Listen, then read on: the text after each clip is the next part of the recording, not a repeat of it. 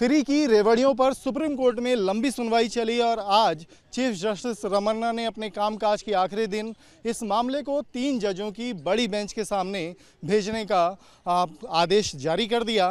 3 बड़ा जो जजों की जो बड़ी बेंच है उस पर भेजने की वजह ये बताई जा रही है कि जो 2013 का बालाजी का एक जजमेंट है जो घोषणाओं में फ्री को, अगर फ्री की जो घोषणाएं हैं उनको करप्ट प्रैक्टिस नहीं मानता, भ्रष्ट तरीका नहीं मानता, वो जजमेंट कहीं ना कहीं आड़े आ रहा। पूरी सुनवाई में यही देखा गया कि जो डीएमके चाहे आम आदमी पार्टी हो, उन्होंने उसी जजमेंट का हवाला दिया और ये कहा कि जो याचिका दाखिल की गई है वो उसका आधार सही नहीं है। और इस बारे में हम बात करते हैं, अश्वनी उपाध्याय जी हैं हमारे साथ जो कि इस मामले में मूल याचिका करता है। आज बड़ा दिन है, चीफ जस्टिस ने 3 जजों की बेंच को ये मामला भेज दिया। अब क्योंकि लोग इस मामले पर लगातार नज़र रख रहे हैं, क्या उम्मीद की जाए कि अब आगे क्या होगा और ये कितना अहम है? देखिए, पहली बात तो मैं सुप्रीम कोर्ट का आभार व्यक्त करता हूं, क्योंकि जो ये मुफ्तखोरी का मामला था इस पर ना कोई पॉलिटिकल पार्टी इस पर बोल रही थी, ना कोई सरकार बोल रही थी।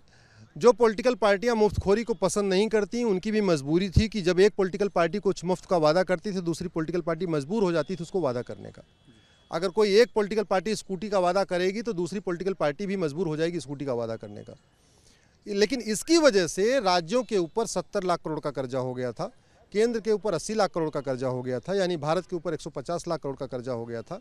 हमारे पास, सरकारों के पास वेतन भत्ता पेंशन देने के लिए पैसा नहीं है। सरकार की जितनी इनकम होती उसकी आधी इनकम तो जो ब्याज, जो कर्ज हो चुका उसका ब्याज चुकाने में चला जाता है, बाकी जो पैसा है वो वेतन देने में चला जाता है।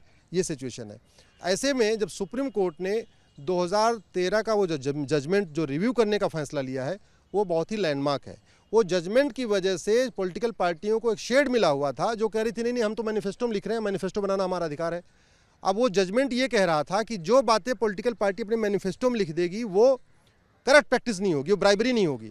हमारा ये कहना है कि अगर चुनाव के पहले शराब की बोतल बांटना करप्ट प्रैक्टिस है, चुनाव के पहले घर घर जाके कैश देना करप्ट प्रैक्टिस है, या चुनाव के पहले घर घर जाके साड़ी बांटना करप्ट प्रैक्टिस है, तो उसी साड़ी को या कैश को घोषणा पत्र में मैनिफेस्टो में डालना करप्ट प्रैक्टिस क्यों नहीं है?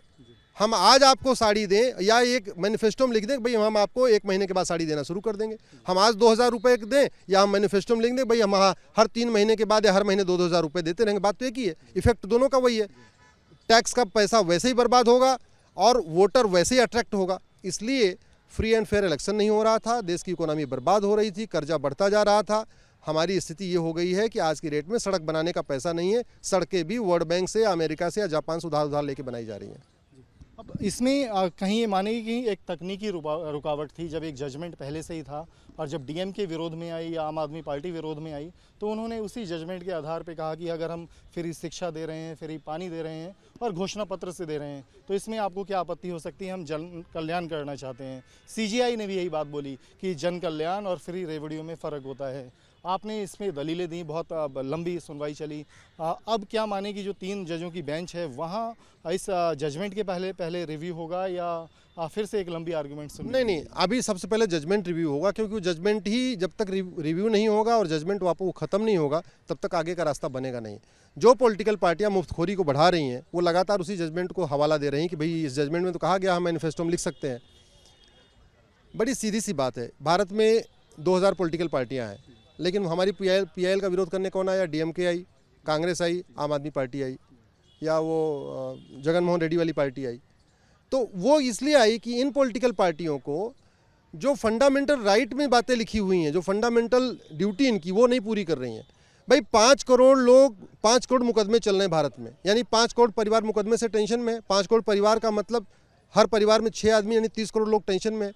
तो इन पॉलिटिकल पार्टियों के पास जुडिशियल रिफॉर्म करने का पैसा नहीं है, ऐसी व्यवस्था बनाने का पैसा नहीं कि 6-6 महीने के अंदर या साल भर के अंदर फैसला हो जाए। अपराध बढ़ता जा रहा है, इनके पास पुलिस रिफॉर्म का पैसा नहीं है, पुलिस की संख्या बढ़ाने का पैसा नहीं है, थाना बढ़ाने की संख्या नहीं है। सरकारी स्कूल खस्ता हाल है, उसको सुधारने का पैसा नहीं है। सरकारी हॉस्पिटल बदहाल है, उसको सुधारने का पैसा नहीं है। लेकिन 5 साल इनको मौज मस्ती करनी है, बस चुनाव के टाइम में इनको कुछ वादा करके चुनाव जीतना इनके लिए बड़ा आसान हो गया था। तो इसलिए मैं सुप्रीम कोर्ट का आभार व्यक्त करता हूं कि अगर सुप्रीम कोर्ट एक गाइडलाइन देगा तो मुझे लगता है देश के लिए अच्छा होगा। आने वाले टाइम में हमारी स्थिति जो अभी होने वाली है, जो पाकिस्तान लंका जैसी, शायद हम उससे बच जाएंगे। तो उम्मीद करें 4 हफ्ते बाद मामला सुनवाई पर 4 हफ्ते बाद सुनवाई होगा और हमें पूरा भरोसा है कि जो 2013 का जजमेंट है वो पलटा जाएगा। शुक्रिया।